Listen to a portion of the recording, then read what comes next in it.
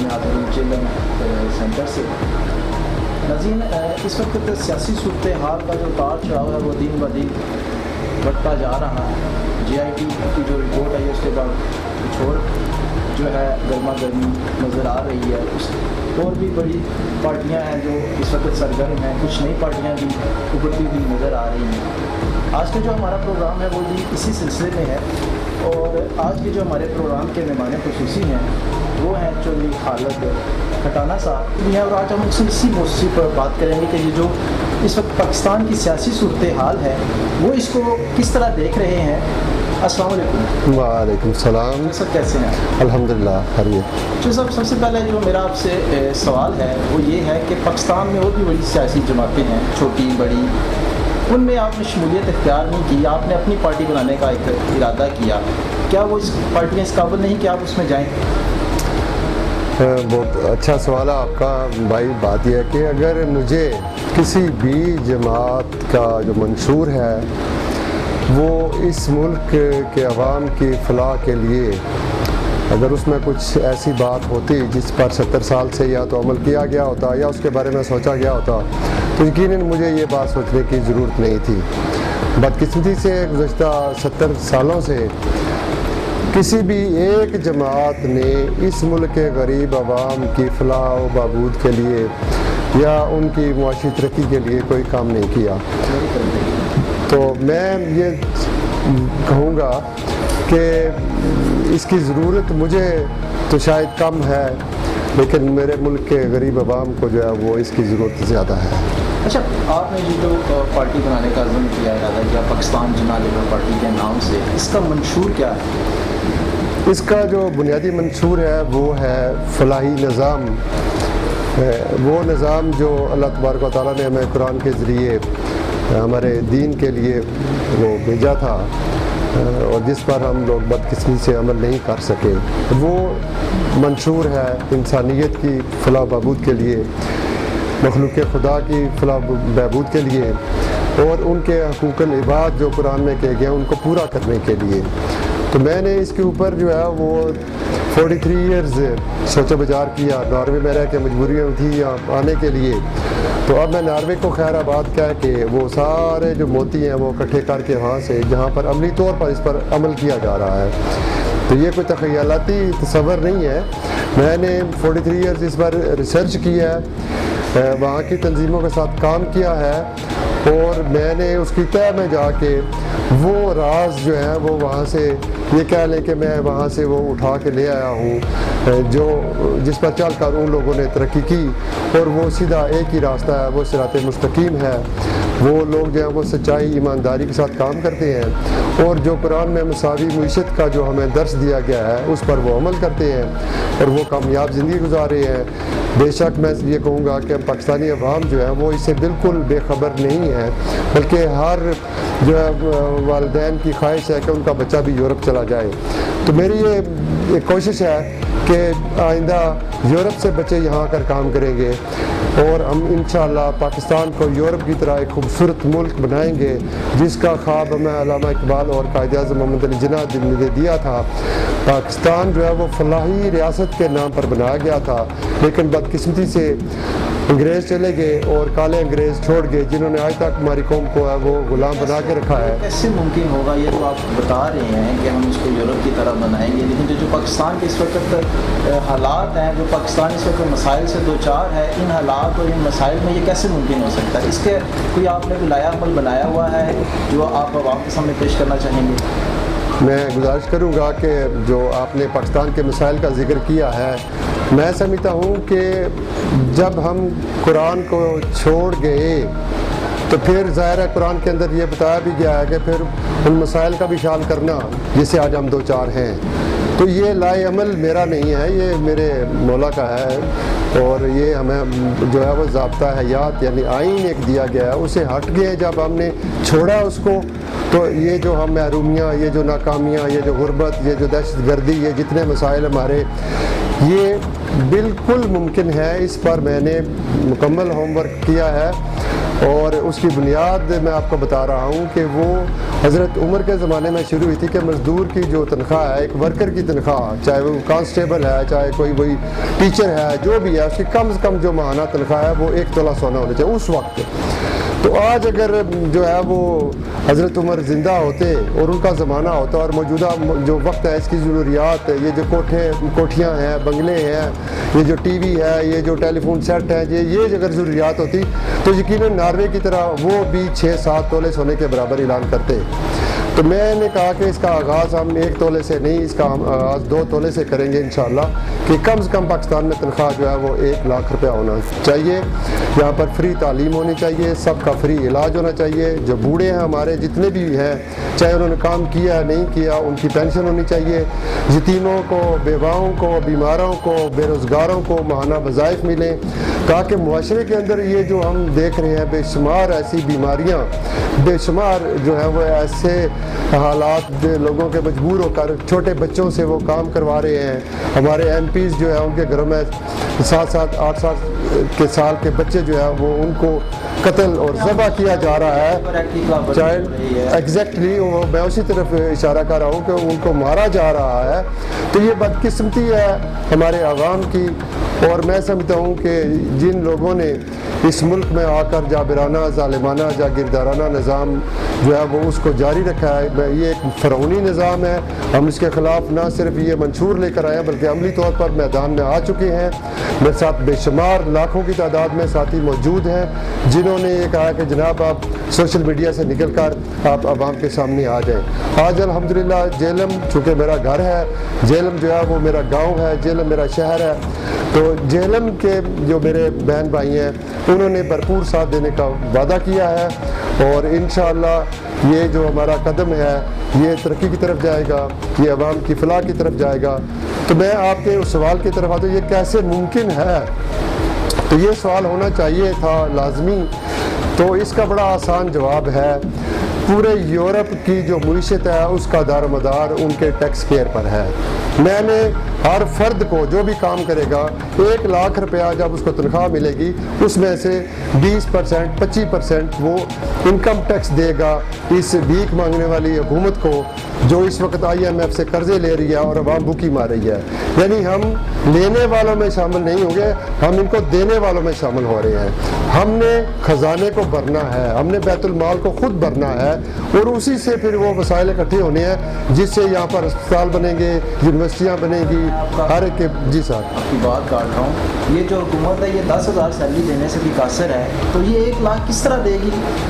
میرے بھائی بڑا مختصر سا اس کا جواب ہے کہ ان کی سوچ بہت ہی اللہ تعالیٰ نے جو ہے نا وہ مختصر کر دی ہے۔ اللہ رب العزت اسی قرآن میں فرماتے ہیں کہ پھر جیسی قوم ہوگی ویسے حکمران بھیجوں گا۔ تو یہ حکمران بھی ایسے ہیں، انہوں نے قوم کو مفلوج کیا ہے تو ان کے ذہن بھی مفلوج کر دیے گئے ہیں۔ ان کی سوچ 10,000 سے آگے نہیں جا سکتی، اس لیے کہ یہ سمجھتے ہیں کہ 10,000 سے زیادہ دیں گے تو ہم غریب ہو جائیں گے، ہماری جیبیں خالی ہو جائیں گی۔ یہ ان کی ناقص جو ہے میں کہوں گا تعلیم، ان کا ناقص تجربہ۔ یار 40 جو ہے ممالک یورپ کے اس وقت وہ اس پر عمل کر رہے ہیں سیکنڈ ورلڈ وار کے بعد، اور وہ کامیاب ہو گئے ہیں کس کے مطابق؟ اللہ کے جو ہے حکم کے مطابق انہوں نے ہمارے دین پر عمل کیا ہے اور وہ کامیاب ہو گئے ہیں۔ اور ہمارے جو ہے وہ اگر کہتے ہیں سیاستدان جی 10,000 روپیہ اس سے بڑھائیں گے تو پتہ نہیں کون سی قیامت آ جائے گی، ان کی جیب میں تو پھر بھی زیادہ جا سکتے ہیں۔ آج پاکستان کا جو بجٹ ہے وہ 48 کھرب ہے۔ میں بسوک سے کہہ سکتا ہوں کہ ہمارے یہ مزدور بھائی، ہمارے یہ ورکرز، ہمارے یہ ٹیچرز، ہمارے یہ کانسٹیبل، آپ جیسے جرنلسٹ اسی خزانے میں ہر مہینے 50 کھرب حکومت کے خزانے میں انکم ٹیکس دیں گے، ڈائریکٹ ٹیکس۔ اس کے علاوہ 50 کھرب آپ انڈائریکٹ ٹیکس دیں گے، 100 کھرب ایک مہینے میں آپ دے رہے ہیں۔ یار یہ خسارے کا سودا ہے، اور خدا کے بندو اللہ سے دوستی کر لو، آپ سچائی کو سامنے لے کر آئیں, یہاں ترقی ہوگی, لوگوں کی قوت خرید اس میں اضافہ ہوگا, انڈسٹری میں اضافہ ہوگا. بجلی آپ ایک دن کے نوٹس پر 24 گھنٹے کے لیے پھر خرید سکتے ہیں. ہم ترقی اس وقت کریں گے جب ہمارے پاس 24 گھنٹے بجلی ہوگی. اب 24 گھنٹے بجلی کہتے ہیں کہ ہمارے پاس وسائل نہیں ہے. وسائل جو ہے وہ یہی غریب عوام جس کو انہوں نے غلام جرگمال بنا کے رکھا بغیر ہتھکڑی کے, کیونکہ ان کو کچھ بھی یہ دینے کو تیار نہیں ہے, کیونکہ وہ یہ سمجھتے ہیں کہ ان کے باپ دادا کی یہ جاگیر ہے اور یہ اسی طرح 70 سال آگے گزاریں گے. ہم نے وعدہ کیا ہے کہ ہمارے لیے 70 سیکنڈ بھی جو ہے وہ اپنے بچے مروانے کے لیے نہیں ہے. اب ہم نے آواز بلند کر لی ہے اور الحمدللہ ہم اس کو آگے بڑھائیں گے, عوام کو ساتھ لے کر چلیں گے اور عوام کے لیے کام کریں گے. یہ پارٹی خالد کی پارٹی نہیں ہے, یہ عوام اور غریب عوام کی آواز ہے. یہ وہ آواز ہے جو اللہ تعالیٰ نے ہمیں دی تھی, یہ وہ آواز ہے جو قرآن ہمیں دیتا ہے. دین میں کیا اس کے علاوہ سکھلاتا ہے بتائیں مجھے, کوئی آ کے مجھے بتا دے. معیشت پڑھے نا, یہ جو سیاستدان جو کہہ رہے ہیں 10,000 سے بڑھیں گے تو ہم جو اس آگے نہیں بڑھ سکتے, تو پھر علم معاشیات کو پڑھے. جب میرے ساتھ آ کے بیٹھ کے بات کریں, میں ان کو بتا دیتا ہوں کہ ہم کتنے پیسے آپ کو ایک مہینے میں دیتے ہیں. ہم لینے والے میں نہیں ہیں, ہم دینے والا, ہمارا ہر فرد ان کو خربوں روپے ہر مہینے دے گا. اس سے یہ تمام ادارے چلیں گے, رشوت خوری ختم ہوگی, دہشت گردی. جی سر, اگر آپ نے سابرا صاحب کا انٹرویو دیکھا تو انہوں نے کہا تھا کہ میں لینے والے میں سے نہیں, میں دینے والے میں سے. جبکہ جے آئی ٹی کی جو رپورٹ آئی ہے وہ ان کے اگینسٹ آئی ہے, تو ان کا یہ رد عمل تھا کہ میں دینے والے میں سے ہوں, لینے والوں میں سے نہیں. اس کے بارے میں آپ کا کیا خیال ہے؟ سر بات یہ ہے کہ بات بڑی لمبی ہو جائے گی. یہ تقریباً 6 ماہ کی یہ ٹی وی سیریل چلائی گئی ہے اور اس میں سب کو پتا ہے کہ لینے والے چور کون ہیں, لے کر باہر بھیجنے والے چور کون ہیں, باہر کے ملکوں میں انویسٹمنٹ کن چوروں نے کی ہوئی ہے اور کن غریبوں کا مال کھایا ہے. انہوں نے 70 سال میں کھربوں میں نہیں ٹریلینز ڈالرز لوگوں کے وہ ہڑپ کیے ہیں جو ان کا حق بنتا تھا. آج یہ لوگ کہہ رہے ہیں کہ ہم دینے والوں میں ہیں, جیسے ان کے باپ کی جاگیر ہے. یہ لوگ اس ملک کے ان کو خادم ہونا چاہیے تھا, جس طرح ہمارا ایک خلیفہ ہوتا ہے. ایک خلیفہ کی تنخواہ ایک ورکر سے زیادہ انہوں نے فرمایا تھا حضرت ابوبکر صدیق نے, میری تنخواہ مقرر کرنی ہے تو جو ایک مزدور کو دیتے ہو وہ دے دو. یہ کہا جی اس میں آپ کا نظام نہیں چلے گا, تو کہا جی پھر مزدور کی تنخواہ بڑھا دینا, میری آٹومیٹکلی بڑھ جائے گی. اور اس میں لینے دینے کا کیا چکر ہے؟ ہم ان کے بالکل اب غلام نہیں ہیں, ہم ان کو پھینکیں گے. اگر یہ نہیں جائیں گے تو اٹھا کے سمندر میں پھینکیں گے. قوم تیار ہو جائے, ہم نے اپنا حق مانگنا ہے ان سے. اگر یہ اس پر عمل کر لیتے ہیں, اس پر عمل کرنا ہر پارٹی کا, ہر جماعت کا فرض ہے. یہ اسلام کا دین جو ہمارا دین ہے, یہ وہ ہے اصل میں جو قرآن نے بتایا. یہ وہ اصول ہے جو میں اٹھا کر آپ کے لیے لے کر آیا ہوں, پاکستانی قوم کے لیے لے کر آیا ہوں. تو میں سمجھتا ہوں کہ ہم یہ جو لینے دینے کی بات کرتے ہیں, یہ صرف ایک کہتا ہے کہ نہیں وہ دوسرا بڑا چور ہے, میں چھوٹا چور ہوں. یہ سارے چور ہیں, یہ سارے ایک دوسرے کے ساتھ ملے ہوئے ہیں. یہاں کوئی سنسیئر لیڈر موجود نہیں ہے اس وقت, نہ ہی کوئی ایسا لیڈر موجود ہے جو قوم کو یہ ویژن دے سکتا ہے کہ آپ کے یہ جو مسائل ہیں اس کو ہم کیسے حل کریں گے. یہ آپس کی لڑائیاں لڑ رہے ہیں 6 مہینے. یہ ہے وہ ٹی وی سیریل ان کی چلتی ہے, ایک ختم ہوتی ہے تو دوسری اٹھا لیتے ہیں. انہوں نے عوام کو بیوقوف بنایا ہوا ہے کہ کل شاید پاناما لیکس کا فیصلہ آ جائے گا تو نہ جانے ہماری کیا بہتری آ جائے گی. یہ جو جے آئی ٹی کی رپورٹ آئی ہے وہ حکومت کے خلاف آئی ہے, تو اس پہ کیا رد عمل ہوگا؟ حکومت کو کیا کرنا چاہیے, استعفیٰ دے دینا چاہیے؟ دیکھیے جے آئی ٹی جو رپورٹ ہے نا, میں سمجھتا ہوں کہ ابھی تک وہ میڈیا کے سامنے ساری آئی نہیں ہے. پہلی بات تو یہ ہے, ابھی تک اس پر کیا سرائیاں ہو رہی ہیں. کوئی کہہ رہا ہے کہ وہ حکومت کے خلاف آئی ہے, کوئی کہہ رہا ہے نہیں جی انہوں نے جو ہے وہ نواز شریف کو تو بالکل اس میں سے نکال دیا ہے, وہ سارا ملبہ اس کی اولاد پر ڈال دیا ہے. میں یہ کہتا ہوں کہ کسی بھی ایسے خاندان کو جو تجارت جو بزنس کرتا ہے ان کو سیاست میں بالکل نہیں ہونا چاہیے, قطعی طور پر نہیں ہونا چاہیے. ان کے ایسٹس چیک ہونے چاہیے. دیکھیں ہمارا جو وزیر اعظم ہے اس وقت وہاں پر ایک محترمہ ہے جو وزیر اعظم ہے, اس کا کوئی بینک بیلنس ہے ہی نہیں, کوئی ثابت نہیں کر سکتا. 1 روپے کا فلو نہیں ہے, نہ ملک کے اندر نہ ملک کے باہر. یہاں کا جو وزیر اعظم ہے آپ جا کے ذرا ان سے 1 منٹ, آپ جرنلسٹ ہیں نا, آپ ذرا ملاقات کا ٹائم تو لے کے دکھائیں مجھے. ان بادشاہوں کے پاس تو ٹائم نہیں ہے. آپ نہ تو جو ہے وہ جا سکتے ہیں ان کے جو محلات ہیں لاہور میں, نہ آپ جا سکتے ہیں بنی گالا میں جو سب سے زیادہ اس وقت امیر المومنین بن کے سامنے آ رہے ہیں. آپ مجھے جا کر وہاں کے دکھائیں, جا کے انٹرو کو دکھا دیں مجھے. آپ کو بھی وہاں پر 1 مہینے کے لیے لائن میں لگنا پڑے گا. مجھے کسی سیکورٹی کی ضرورت نہیں ہے, نہ میں سیکورٹی مانگوں گا, نہ میں سیکورٹی ساتھ لے کر چلوں گا. جس نے بھی جو کچھ کرنا ہے یار آج ہے سامنے. ہم نے تو فیصلہ کر لیا ہے کہ ہم نے اس پاکستان کا نام دیا تھا اور ان جو یہ لٹیرے ہیں ان سے پاکستان کو اب ہم نے بچانا ہے. ہم نے جس مقصد کے لیے پاکستان کا نام دیا تھا وہ مقصد حاصل کروانا ہے. ہم سب جتنی برادریاں ان کو ساتھ لے کر چلیں گے. ہم سب پاکستانی ہیں.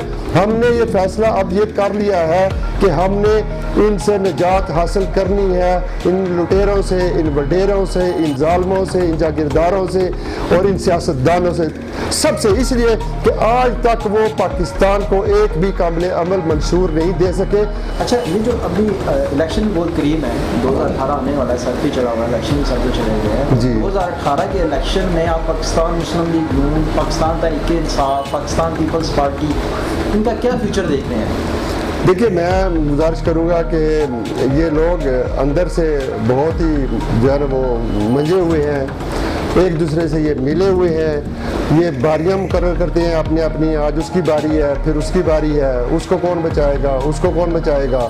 مجھے کوئی پنچ سے منظر ایسا نظر نہیں آ رہا کہ جو ان کا گزشتہ 20-30 سالوں میں جو بھی کردار رہا ہے, جس طریقے سے یہ آتے ہیں مک مکا کر کے آتے ہیں, فوجی حکومت کے ساتھ بھی یہ مک مکا کر لیتے ہیں یا نعروں کر لیتے ہیں. یار ان لوگوں پر میں کیا بولوں, میں سمجھتا ہوں کہ میرے پاس ان لوگوں کے کردار کے اوپر وقت ضائع کرنے کا بھی ایک سیکنڈ موجود نہیں ہے. میں اس کے اوپر اپنی توجہ نہیں دینا چاہتا کہ وہ کیا کر رہے. سب ننگے ہیں عوام کے سامنے, عوام بے بس ہے. عوام کا بس چلتا تو آج ان کو اٹھا کر انہوں نے پتہ نہیں کہاں پھینک دیا ہوتا. عوام مجبور ہے, عوام اپنی آواز بلند نہیں کر سکتی. آپ کسی جا کے باہر کسی عام شہری سے آپ پوچھیں کیا تم سیاست میں حصہ لے سکتے ہو؟ کہا تو یہ ہے نا کہ جب ہم نے ایک ملک کا نظام چلانا ہے تو ہر شہری کو اس میں حصہ لینا چاہیے. بتائیں مجھے ایک عام آدمی ہے وہ یہاں کی سیاست میں حصہ لے سکتا ہے؟ یہ ایک وڈیرے کو لیتے ہیں اور ایک غریب کو دھکا دیتے ہیں. پہلے زرداری صاحب نے اپنی باری کر لی, میاں صاحب نے بھی اپنی باری کر لی, اب اگلی باری خان صاحب کی ہے. ڈیفینیٹلی مکمکا ہوگا. خان صاحب نے 124 دن دھرنا دیا اور مکمکا کر کے گھر چلے گئے. قادری صاحب نے وہ وہاں پر اتنے لوگ شہید ہو گئے, ان کی دیت لی اور اس کے بعد وہ کینیڈا چلے گئے. یہ سارے مکمکا ہے میرے بھائی. عمران صاحب کے پاس اسٹریٹ پاور تھی, عمران صاحب کے پاس اسٹریٹ پاور ہے. اگر وہ پاکستان کو فلاحی مملکت میں بدلنا چاہتے, اس کے لیے مجھے 2018 کی ضرورت نہیں. اگر میرے مولا نے چاہا تو اس سے پہلے یہ عوام ان کو الیکشن نہیں, ان کو دھکے دے کے باہر نکالے گی. اچھا یہ جو ہمارے موجودہ سیاستدان ہیں, یہ تو ہمیں بھی نظر آ رہا ہے کہ یہ عوام بھی یہی کہہ رہی ہے کہ قائد اعظم کے بنائے ہوئے اصولوں پر عمل پیرا نہیں کر رہی. کوئی ایک بھی ایسا نہیں جو قائد اعظم کے بنائے ہوئے اصولوں پر چل رہا ہو یا اس پہ عمل کر رہا ہو. میرے بھائی اگر میرے بھائی میں نے جو ہے وہ جو ہماری اسلامی جماعتیں, میں نام نہیں لوں گا, میں نے ان کے منشور کو بھی دیکھا ہے اور ان کے لیڈران کی تقریروں کو بھی دیکھا ہے. فلاحی نظام کی بات کرتے ہیں لیکن حضرت عمر کے زمانے کے اس اصول کی بات پھر کیوں نہیں کرتے کہ اس کی تنخواہ 1 تولہ سونے کے برابر ہو چاہیے. وہ بھی کہتے ہیں جی 18-20 ہزار میکسیمم نیکسٹ الیکشن میں ہم کروا دیں گے. 18-20 ہزار اس وقت آپ بتائیں کیا یہ غلامانہ نظام کے تحت وہ اجرت نہیں؟ 18-20 ہزار کی کیا ویلیو ہے؟ یہ ان میں سے کوئی ایک مجھے 18,000 میں, 15,000 میں, 10,000 میں, 12 میں مجھے گزارا کر کے تو یہ دکھائیں پہلے. اگر نہیں ہوتا تو اگر نہیں ہو رہا گزارا تو پھر اتنی تنخواہ دے جس میں گزارا ہو. یہ پراڈو پہ پھرتے ہیں جو ہے ہمارے علماء کرام, اور دین کی بات نہیں کر رہے جو میں کر رہا ہوں, جو یورپ سے آ کے کر رہا ہوں, اسی دین کی بات میں بھی کر رہا ہوں نا. اچھا یہ دوسرا آپ کی جو پاکستان جناح لیبر پارٹی ہے, اب آپ کے ساتھ کوئی بڑے بڑے نام شامل ہوئے ہیں یا آپ نئے ٹیلنٹ کو آگے لے کے آئیں گے؟ دیکھیے نئی سوچ کو, بات یہ ہے کہ آپ بات کر رہے ہیں اب میرے ساتھ گزشتہ 2 یا 3 دنوں کی, لیکن میں آپ کو بسوک سے کہہ سکتا ہوں کہ ان 2 دنوں میں میرے ساتھ بڑے بڑے نام بھی آ گئے ہیں. اور اللہ کے فضل و کرم سے جب ہم اس پارٹی کے لیے باہر نکلیں گے تو اس وقت آپ کے پاس ہزاروں ٹیلنٹڈ ہوں گے لوگ. ہمارا جو ہے وہ نصب العین آگے یہی ہوگا کہ ہم نے کرپٹ لوگوں کو ساتھ نہیں لینا. ہماری جماعت کا منشور یہ ہوگا کہ اگر کوئی کرپشن کرے گا تو اس کی تمام جائیداد, اس کا تمام بینک اکاؤنٹ وہ گورنمنٹ لے لیں, سزا اس کے علاوہ عمر قید.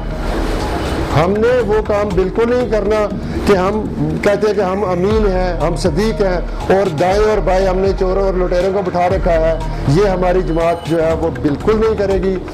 دوسری بات یہ ہے کہ کس کو لانا ہے، کس نے ہماری جماعت میں شامل ہو کے لیڈرشپ یعنی یہاں پہ جو اگر جانا ہے پارلیمنٹ میں، اس کا فیصلہ بھی میں نے نہیں کرنا، یہ وہ لوگ کریں گے جنہوں نے اس پارٹی میں ممبرشپ حاصل کی، وہ خود اپنا چناؤ کریں گے۔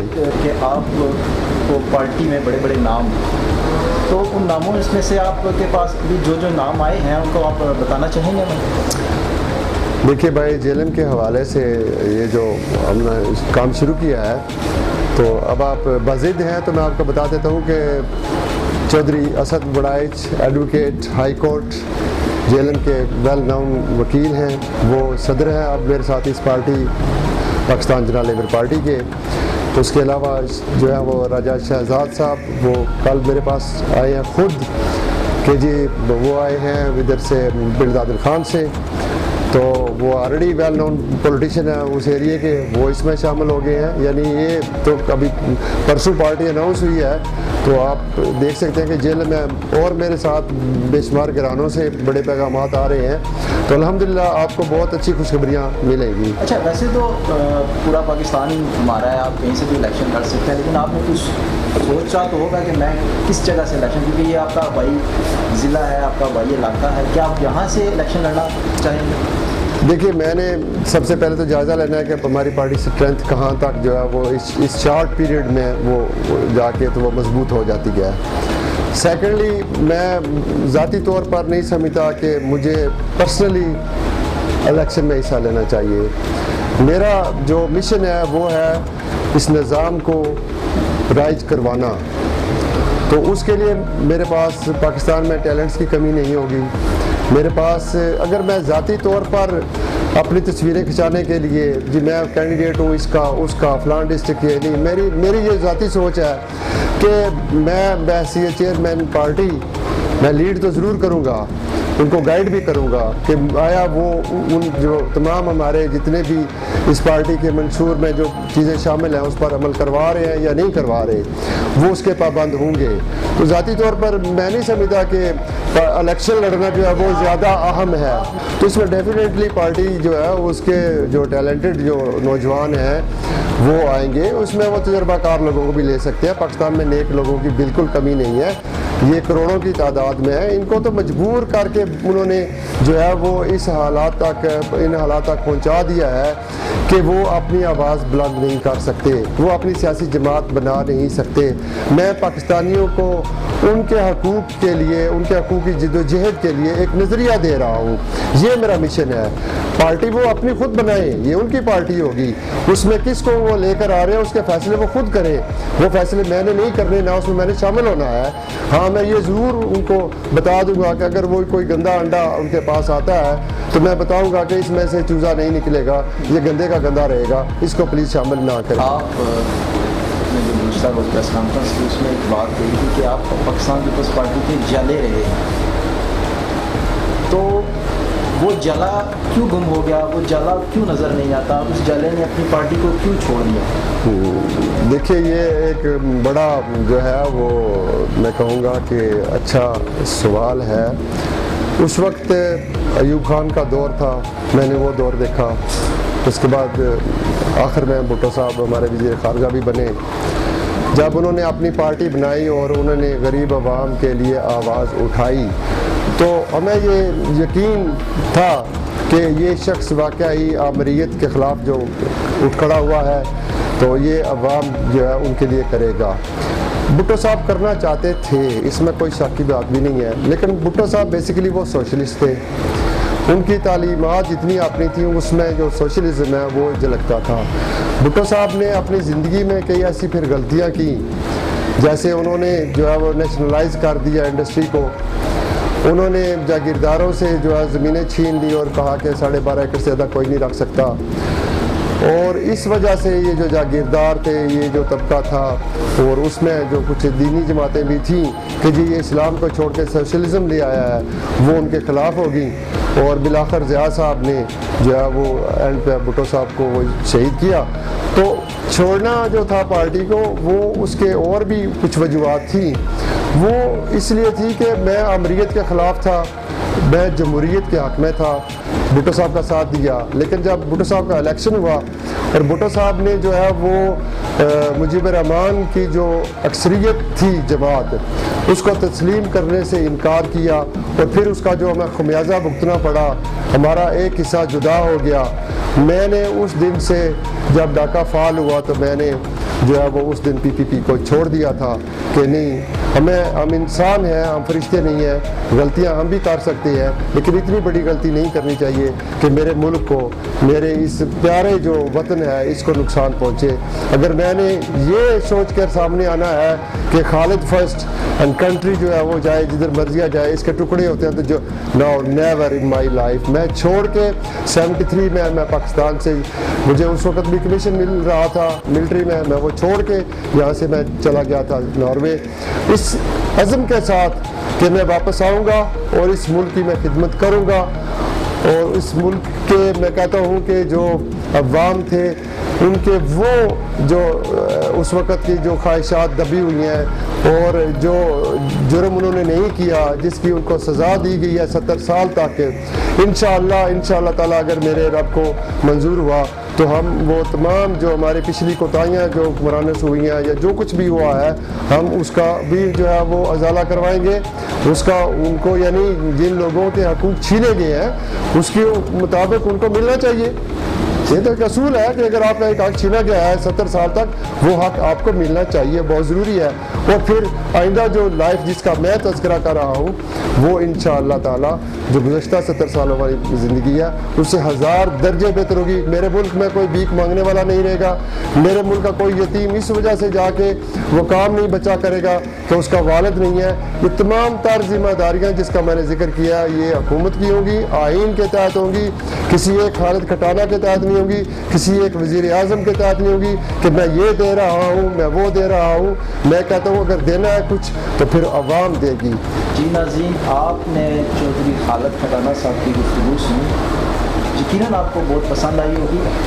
ہم اسی توقع کے ساتھ آپ سے اجازت چاہیں گے کہ جو باتیں خالد کھٹانہ صاحب نے کی ہم بھی اس پر عمل پیرا ہوں گے, اور ہمارے حکمرانوں اگر وہ سن رہے ہیں تو وہ بھی کوشش کریں کہ اس پر عمل درآمد کریں تاکہ ہمارا ملک جو ہے ترقی کی طرف چلے. اب تک کے لیے اتنا ہی. اپنے میں اس بات سے عتیق اور اعمال کو اگلے پروگرام تک اجازت دیجیے. اللہ حافظ.